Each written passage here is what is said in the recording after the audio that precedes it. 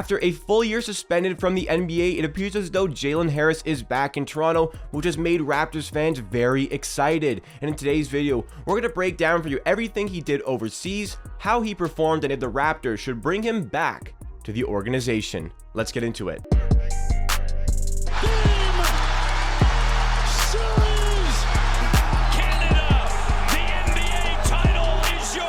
What's going on, everybody? It's Jacob here, back with Amateur Hour Sports for another Toronto Raptors YouTube video. We have a great episode planned for you guys today.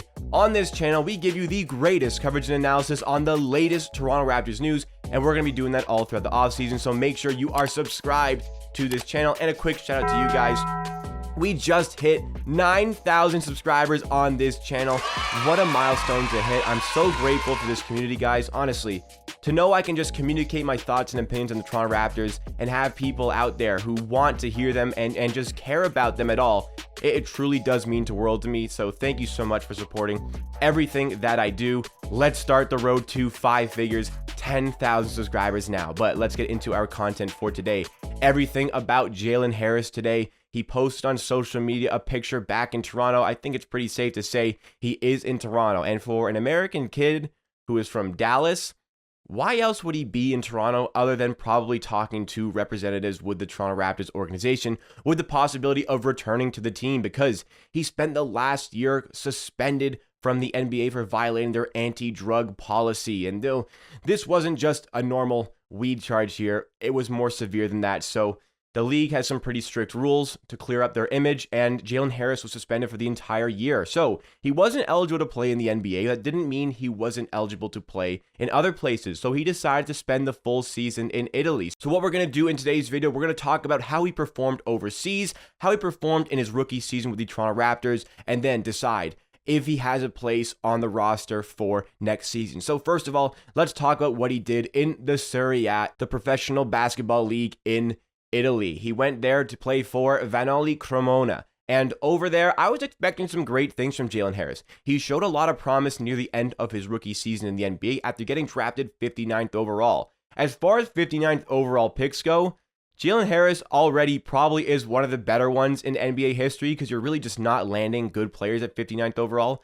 But he showed a lot of promise. So I was expecting him to do very well in Italy. So let's break down the statistics that he showed in his only season playing in Italy. So, for starters, points per game here, he was averaging about 13.8 points per game, 2 assists per game, and 3 rebounds per game. That coupled along with some field goal percentages that might be a little bit underwhelming here. He averaged 38.5% shooting from the field, 29.5% shooting from 3, and about 70% shooting from the line. And, you know, I'm not an expert on the Italian basketball league, but underwhelming a little bit. I understand basketball is pretty popular in Italy. I mean, they're not known for basketball, but basketball is pretty popular, and it's a professional league, and you know, there's a lot of talent in overseas leagues. But for a player who has NBA aspirations, I felt like this was a little bit low, especially having watched him play for the Raptors, where he was shooting much more efficient than that, and also seeing him in the G League, where he was shooting a lot more efficient than that. He didn't have a ton of games in the NBA and a ton of games in the G League, but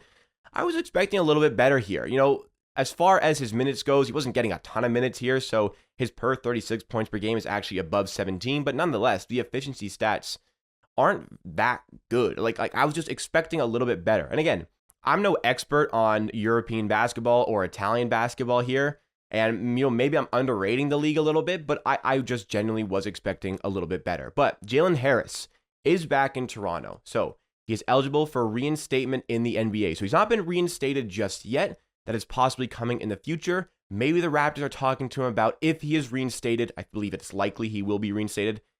If he's reinstated, can he come back to the Toronto Raptors? What sort of fit is he going to have with the Raptors? I've had a lot of you reaching out to me with questions if he has a place with the Raptors for next season. So that is exactly what we're going to start to break down here. Because in his rookie season with the Raptors, suffered a lot of injuries, suffered a bit of a lack of play time. Even though the Raptors were tanking and were dealing with a ton of injuries themselves, it seemed like Jalen Harris always had an injury at the wrong time when we really wanted to see what kind of player he was going to be. In college, he was great. He was an absolute bucket getter and was doing it on so many different levels. And there were certainly highlights of that with the Raptors. I was particularly impressed with his three-point percentage in the NBA. It seemed like he was always dialed in from the outside. None more than the game in Dallas, in his hometown, where he put up a career-high 31 points, 12 for 21 shooting, 5 for 12 shooting from 3. I mean, obviously, near the end of the season, like, you had Malachi Flynn getting a 30-point game. You had Stanley freaking Johnson getting a 30-point game. So maybe it's not the most telling thing in the world, but nonetheless, pretty impressive. And even for the small sample sizes, I said right at the time when all these good performances were happening for Jalen Harris, the tendencies are there. Maybe the execution won't always be there, but the tendencies are there. He's a very good shot creator for himself, and I think he moves really well off the ball, getting open for those three-point shots. Kind of the way JJ Redick and Klay Thompson, I think those are the best two players I've seen in my lifetime. Their ability to get open off the ball for a three-point shot. Jalen Harris kind of shows some parallels, obviously not at the level of those guys, but shows a little bit of parallels there. He can get to the rim, create his own shot at the rim, create his own shot in mid-range. Like, he seemed like a miniature version of Gary Trent Jr. Not quite on the defense. Jalen Harris certainly a liability on defense, but offensively, like, a lot of things reminiscent of Gary Trent Jr.'s game. This is the kind of player that the Raptors bench could really use. This season, we really struggled to have any sort of perimeter threat coming off of our bench. We signed Svi Mykhailiuk in the hopes that he would provide that, and in short, he didn't.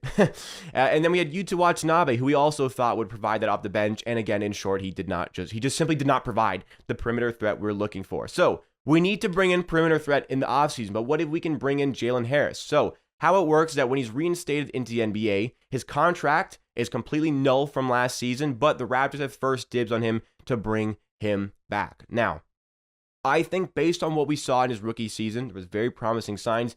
Based on what we saw in the G League in his rookie season, which again were some very promising signs, I see no harm whatsoever in giving Jalen Harris this opportunity to prove himself. Giving Jalen Harris the opportunity to get himself involved in the Summer League. Because again, like, we're not exactly a strong bench here. We don't have players that we need to get in the roster here.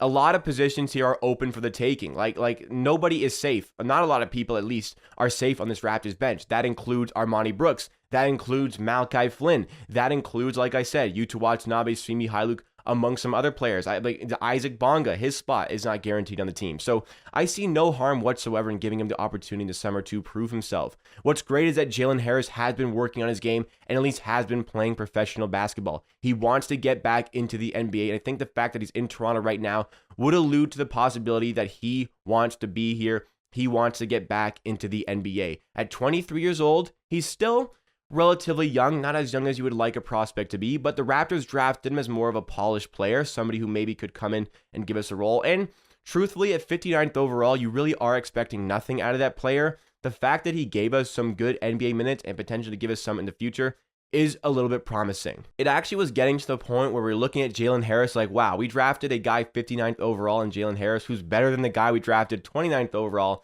in Malachi Flynn. Now again, sample size was very small here, and to be honest, there were a lot of guys near the end of last season, like, showing out big time for not only the Raptors, but other teams. It was at that point in the season where, if you were not going to make the playoffs, you accepted that. It was a weird season where, you didn't have fans. The Raptors were playing in Tampa. So, some players broke out for some really good games. That was on the Raptors. That was for some other teams as well. Like, you saw O'Shea Brissett, like, absolutely dominating for the Indiana Pacers near the end of that season. This season, a little bit more down to earth, but still a decent season for the player. But nonetheless, you saw players really explode in those small sample sizes when defenses, weren't as stringent, when maybe the star players on opposite teams weren't always playing. So nonetheless, a 31-point game is very impressive, but I don't think we can expect the world here out of Jalen Harris. I'm not expecting him to come into the Raptors and be a key guy off of our bench this season. I don't think that's impossible, but we have to keep our expectations in check, and we have to keep our expectations realistic here. Jalen Harris is 23 years old. He just spent an entire season playing in Italy.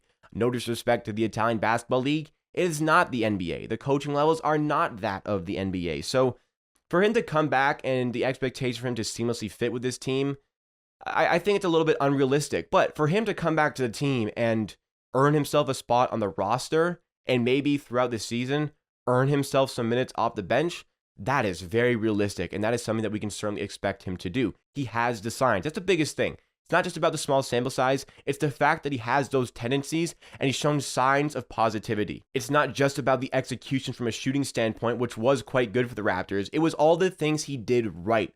all the things he did that were correct on the court, which makes me a little bit optimistic about what he can do for this team. If we could get him back and we could get him playing at those levels that he was showing at the end of his rookie season, that is going to be a very good player for us off of our bench. But a lot of things need to happen. He needs to be reinstated. I expect that to happen. He needs to be re-signed by the Raptors. Again, after a really bad season from our bench, I think that is likely. He's going to come back to the Raptors. And then the player's just simply going to have to prove that he is worthy of that spot on the roster. And again, I expect that thing to happen. So as far as being a key player on this team, the jury is out. There are a lot of variables that we need to address before we can make those sort of claims. But I think it is exciting to see a player who definitely showcased some potential. It's exciting to see him possibly coming back to the Raptors and possibly earning a spot with the roster. So for everybody who's been asking me, everybody who's been wondering, I would say keep your eyes open on this one. It's an exciting thing.